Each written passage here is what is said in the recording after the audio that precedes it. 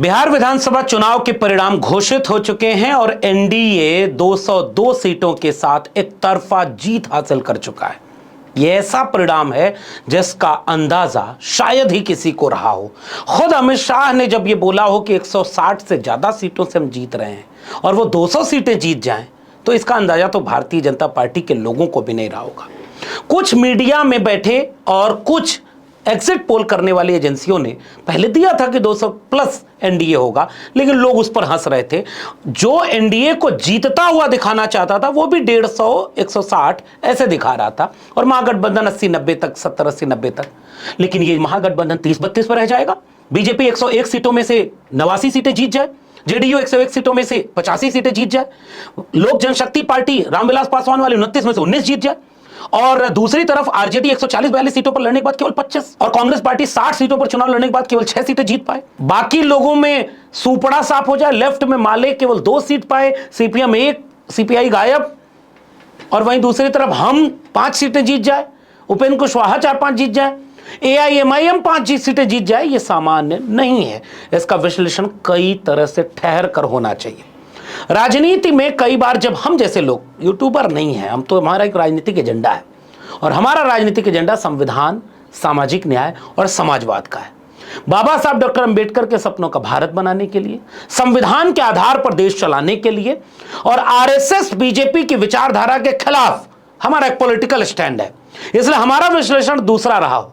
लेकिन बहुत सारे वे विश्लेषक जो पहले खुद भी नहीं जानते थे कि 200 प्लस आएगा एनडीए, 150 तक वो भी जिता रहे थे, वो भी अब उछल उछल कर कहने लगे थे हमें पता था। असल में उन्हें पता नहीं होता। जब भी इसका विश्लेषण होगा, 10,000 रुपया चुनाव प्रक्रिया के बीच में महिलाओं के खाते में डाला गया, उसके बाद जंगल राज का नैरेटिव चलाया गया, उसके बाद जो बचा खोचा था वो सब चुनाव आयोग ने पूरा कर दिया। इसका विश्लेषण तो होगा ना कि चुनाव जीत गए तो सारा विश्लेषण खत्म। ये भाजपाइयों को भी नहीं पहुंच रहा है कि इतना तो हमने भी नहीं सोचा था, और बिहार में कोई माहौल हमारे पक्ष में नहीं था। हां, लेकिन बिहार की जनता ने किस विचार पर वोट किया, इसका भी विश्लेषण होगा। इंडिया गठबंधन की तरफ से टिकट वितरण हो या अपने पॉलिटिकल नैरेटिव की बात हो, कहां चूक हुई और कहां जमीन पर बिहार के लोग इंडिया गठबंधन के साथ नहीं खड़े हो पाए, इसका भी विश्लेषण होना चाहिए। आज कोशिश करते हैं जरा एक मुकम्मल खाका खींचने का। इसलिए पहले तो उन सबको गौर से पहचानिएगा जो भाजपा और आरएसएस के एजेंडे पर काम करते हैं और जैसे ही ऐसा परिणाम आता है उसे जनता की लहर साबित कर देते हैं। ये इनसे बचिएगा। ये कई धांधलियों के धन बल, लाठी का बल, सिस्टम का बल, व्यवस्था, इन सबको नजरअंदाज कर देंगे, मशीन, पुलिस प्रशासन, लेकिन ऐसे विश्लेषण होता नहीं। अब जैसे इसका विश्लेषण होगा कि नीतीश कुमार का रोल कितना महत्वपूर्ण हो गया, और हमने पहले भी वीडियो में बोला था, मेरी हर वीडियो यूट्यूब पर पड़ी है, फेसबुक पर पड़ी है, खोज कर देखिएगा। नीतीश कुमार का जब भी जिक्र आया मैंने हर बार कहा है कि नीतीश कुमार भाजपाई नहीं हैं, वे सांप्रदायिक आज तक नहीं हुए, वे बुलडोजर की बात नहीं किए। उन्होंने एक ऐसी एका बनाई जिसमें महिला, अति पिछड़ा और दलित को लेकर के एक सिंपैथी रही है। मेरी अभी हफ्ते भर की बीच में जितनी बार नीतीश कुमार का जिक्र आया, खोज कर सुन लीजिएगा।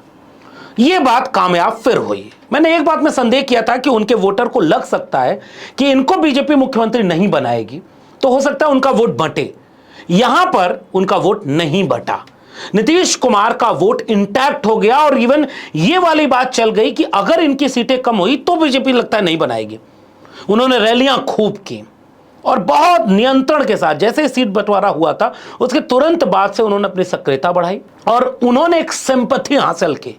जो उनका अपना वोटर है ना, वो प्रेम करता है नीतीश से, और इस बात का हम हमेशा सम्मान करते हैं, और नीतीश कुमार ने उसे निभाया है। उनकी इस गलती का वैचारिक विचलन का विश्लेषण तो इतिहास में होगा। लालू यादव जेल में क्योंकि उन्होंने बीजेपी आरएसएस समझौता नहीं किया, और आज आप इसको गलत माने, सही माने, लेकिन आने वाले वक्त में नीतीश कुमार का भी विश्लेषण होगा कि आरएसएस बीजेपी से समझौता करके उन्होंने कितना बड़ा धोखा सामाजिक न्याय और समाजवाद के विचार को दिया।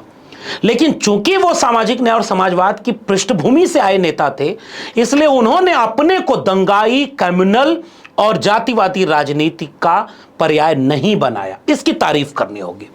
नीतीश कुमार के राज में आप कभी ये नहीं देख सकते कि बुलडोजर या दंगा या हिंदू मुस्लिम, कभी हो ही नहीं सकता। और इस बार उन्होंने इस चीज का फायदा उठाया, नीतीश कुमार को इसका फायदा मिला और अप्रत्याशित रूप से उनको बढ़त मिल गई। यह बिहार का स्वाभाविक पैटर्न लगा, जिसको पहले यह लग रहा था कि मुख्यमंत्री चेहरा न घोषित करना नुकसान करेगा, लेकिन मुख्यमंत्री चेहरा न घोषित करने से कंसोलिडेट हो गया नीतीश कुमार का वोटर। बीजेपी ने क्या किया? बीजेपी ने जंगल राज का नैरेटिव चलाया। बीजेपी के तरफ से प्रधानमंत्री नरेंद्र मोदी, गृह मंत्री अमित शाह, जेपी नड्डा और ये सारे लोग केवल, और योगी आदित्यनाथ भी गए तब भी, केवल जंगल राज का नैरेटिव चलाया। महागठबंधन की तरफ से यह चूक बड़ी हुई कि वो महागठबंधन जंगल राज के नैरेटिव को एड्रेस ही नहीं किया, क्योंकि तेजस्वी यादव की एक अच्छी चीज थी जिसकी मैं तारीफ करता हूं, चुनाव हारने जीतने से इसका विश्लेषण इसी तरह नहीं बदल जाएगा, कि उन्होंने ये जोखिम उठाया कि नौकरी के सवाल पर चुनाव लड़ेंगे, पढ़ाई, कमाई, दवाई, सिंचाई, सुनवाई और कार्रवाई का नारा लगाएंगे। 20 में भी लगाया था, इस बार भी अपने एजेंडे पर कायम रहे। इस बात का विश्लेषण आने वाले समय में होगा कि जंगल राज का नैरेटिव, कट्टा सटाले, ये वो ऐसे ऐसे करके जो चुनाव लड़ा जा रहा था बीजेपी और एनडीए की तरफ से, उसमें एक व्यक्ति अकेले पढ़ाई, नौकरी, शिक्षा, रोजगार, इसके मुद्दे पर चुनाव लड़ रहा था। लेकिन कहां गड़बड़ हुई? बीजेपी के उस संगठनिक क्षमता में शायद महागठबंधन चूक गया। आरजेडी का संगठन नहीं बल्कि प्रत्याशी चुनाव लड़ रहा था। आरजेडी के पास दो चीजें थी, तेजस्वी यादव की नई लीडरशिप जो पढ़ाई, कमाई, दवाई, सिंचाई से एक अपनी छवि को गढ़ रही थी, जो बहुत पॉजिटिव थी, जो बहुत सकारात्मक थी और जिसने एक उम्मीद जगाई भी थी। और दूसरा, तेजस्वी यादव की पार्टी नहीं चुनाव लड़ रही थी, संगठन कमजोर, और वहां कैंडिडेट मजबूत जहां जहां थे वो चुनाव जीते भी, संगठन नहीं लड़ रहा था। और भारतीय जनता पार्टी की तरफ से, अब तो पत्रकार भी बोल रहे हैं, महाराष्ट्र का सांसद विधायक, किसी दूसरे राज्य का मंत्री, केंद्र के सांसद विधायक, और उसके बाद जितना बीजेपी शासित राज्य है वहां के लोग और आरएसएस सब बिहार पहुंच चुके थे। महागठबंधन इसे रीड करने में चूक गया। झूठ फैलाना हो, पैसा फैलाना हो, सांगठनिक रूप से लोगों को जोड़ना हो या उन्हें वोट डलवाना हो, सबको जिम्मेदारी दे दी, सब वहां पर अपना काम कर रहे थे। आरजेडी की तरफ से, इंडिया गठबंधन की तरफ से बिहार के लोग चुनाव लड़ रहे थे और कैंडिडेट चुनाव लड़ रहे थे। अब जिसके पास नोटबंदी का पैसा हो, जिसके पास सरकार हो, जिसके पास अकूत पैसा हो, जिसके पास पद है लोगों को देने के लिए, उसका संगठन भी तो मजबूत हो ही जाता है। यह काम बीजेपी ने किया। 10,000 रुपया नीतीश कुमार ने सरकार के तौर पर जब भेजा, तो अब इसका विश्लेषण होगा कि चुनाव आयोग क्यों इस पर चुप रहा कि चुनाव प्रक्रिया के बीच में यह पैसा गया। और अब कुछ पत्रकारों ने यहां का विश्लेषण यह भी किया है कि अंदर खाने खबर थी कि अगर नीतीश कुमार को वोट नहीं दोगे तो पैसा वापस हो जाएगा। क्या यह भी हुआ? चुनाव आयोग इस पर क्यों चुप रहा? 10,000 रुपया जिसको मिल गया। आप दिल्ली के चुनाव से इसका विश्लेषण करिए। अरविंद केजरीवाल ने भी कहा था कि हम जीतेंगे तो महिलाओं को पैसा देंगे। क्योंकि वहां आधी सरकार उनकी थी, एलजी उनको पैसा देने नहीं दिए, इसलिए चुनाव के पहले वो पैसा नहीं दे पाए, चुनाव हार गए। तेजस्वी यादव ने घोषणा की थी कि 2500 रुपए हर महीने देंगे, लेकिन दे नहीं पाए, चुनाव हार गए।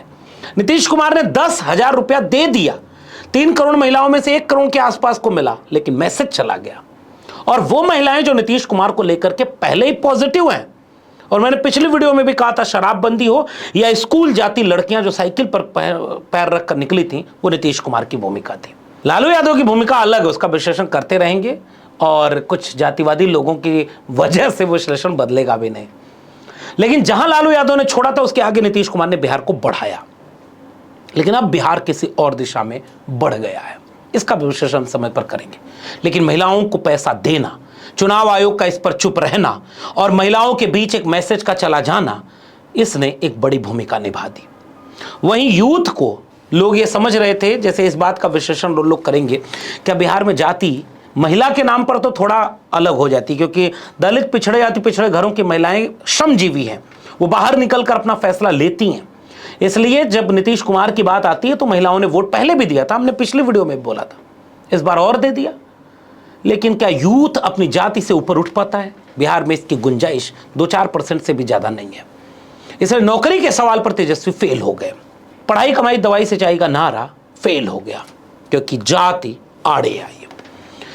मोकामा की घटना का क्या असर हुआ इसका पता नहीं, लेकिन केवल यादव और मुसलमान को गोलबंद करना मुश्किल पड़ गया। आज मुझे अखिलेश यादव की याद आती है। उत्तर प्रदेश में अखिलेश यादव ने 2024 के लोकसभा चुनाव में पीडीए बनाया उन्होंने यादवों और मुसलमानों को बहुत कम टिकट दिया, जहां बिल्कुल मजबूरी थी वहीं दिया। लेकिन बाकी पीडीए जब बनाया तो गैर यादव ओबीसी जातियों को, अति पिछड़ी जातियों को, दलित समाज या शेड्यूल कास्ट में आने वाली जातियों को बहुत डाइवर्सिटी के साथ एक सतरंगी अम्ब्रेला बनाया और उस अम्ब्रेला में संविधान का नैरेटिव चल गया। जंगल राज जैसा कोई ठप्पा अखिलेश यादव के ऊपर नहीं है, तेजस्वी यादव को उसको भी उठाकर चलना पड़ रहा था। तेजस्वी यादव और आरजेडी शायद इस जगह पर चूक गई कि वो ये साबित करे कि जंगल राज का मतलब क्या था। और अगर बीजेपी जीतती है, नीतीश कुमार कमजोर होते हैं और बीजेपी के हाथ में पूरी ताकत आती है, तो 90 के पहले का बिहार बनेगा। और वो बिहार क्या था जिससे लालू यादव लड़े थे, वो नैरेटिव में नहीं बन पाया। इसलिए कट्टा छर्रा दुनाली प्रधानमंत्री ने सोच समझकर कहानी की तरह सुनाया, इसने भी असर किया और जंगल राज का काउंटर नहीं हो पाया। हमें भी यह लगता था कि इस मुद्दे पर नकारात्मक ढंग से जाने की बजाय पॉजिटिव कैंपेन जो तेजस्वी कर रहे हैं वो चल जाएगा, लेकिन नहीं चला। इसका भी विश्लेषण होगा। चुनाव कैंपेन से लेकर के महागठबंधन की बैठकें कब हुई, ईमानदारी से सोचकर बताइएगा। वोटर अधिकार यात्रा ने एक आत्मविश्वास दिया, लेकिन गलत जगह पर मुद्दा कंसंट्रेट हो गया। वोट चोरी कोई मुद्दा ही नहीं बना। और मैं तो बिहार में 15 दिन रहा, वोट चोरी के नाम पर कोई नैरेटिव नहीं बना। इवन यहां तक की वीडियो आई कि लोगों के वोट काट दिए गए थे, वो वोट डालने गए और उनका पता चला नाम नहीं है।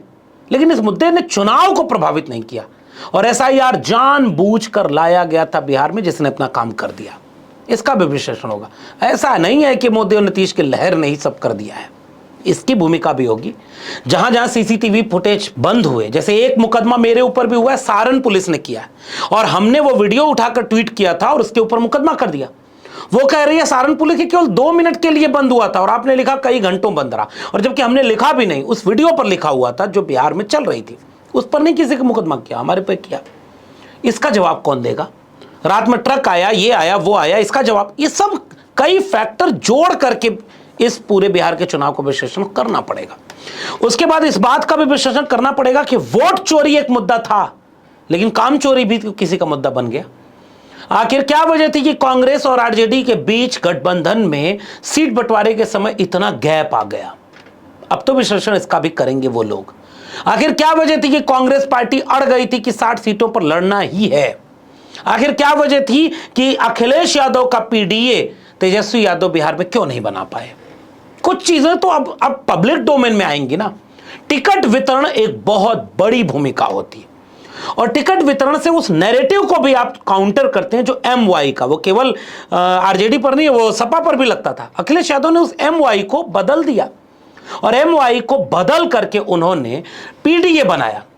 क्या पीडीए बिहार में चल पाया? हालांकि टिकट वितरण आरजेडी का पिछली कई बार की तुलना में बेहतर था, लेकिन चल नहीं पाया। इसके भी विश्लेषण करेंगे। कांग्रेस पार्टी की तरफ से कैंपेन जितना एग्रेसिव होना चाहिए था, क्या वाकई उतना एग्रेसिव था? क्या इमरान प्रतापगढ़ी सीमांचल में वोट रोक पाए? एआईएमआईएम कैसे जीती? और एमवाई यानी मुस्लिम और यादव के नैरेटिव पर क्यों नहीं बदल पाया? एक बहुत गंभीर सवाल है। लालू यादव जब राजनीति में आए तो वो एमवाई से राजनीति में नेता नहीं बने, न मुलायम सिंह यादव बने। जैसे कांशी राम को केवल दलितों ने नेता नहीं बनाया, इन सब ने उन पीडीए के लोगों को, पिछड़े, दलित, अल्पसंख्यक, आधी आबादी को जोड़ा।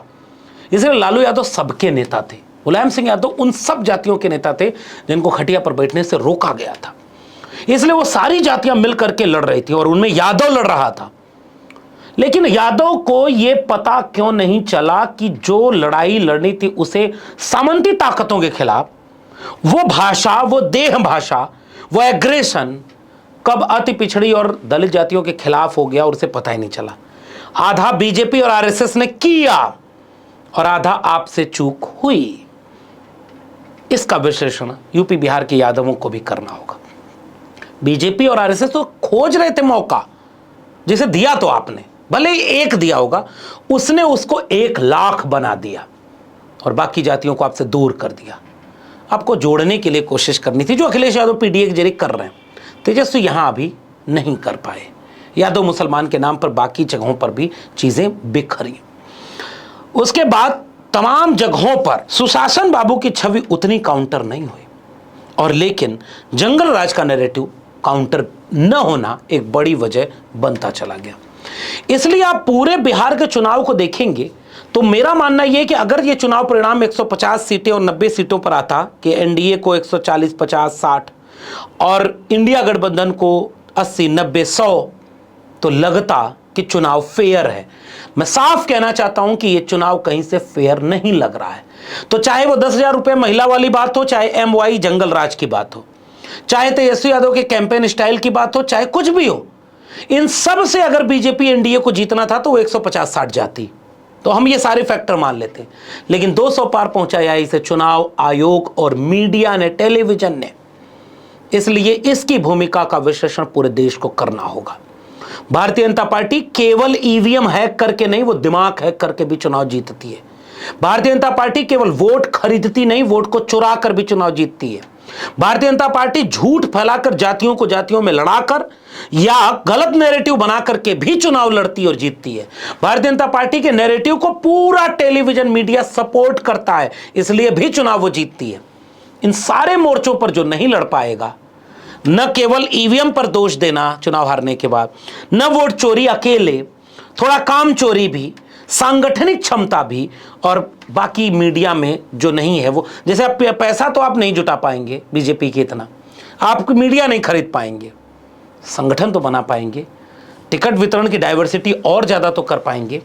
समाज सुधार आंदोलनों को, राजनीतिक दलों को प्रमोट करना होगा कि उन जातियों के भीतर एकजुटता कैसे बने, बीजेपी जिनको आपस में लड़ा रही है। बिहार चुनाव इस गहरे विश्लेषण की मांग करता है।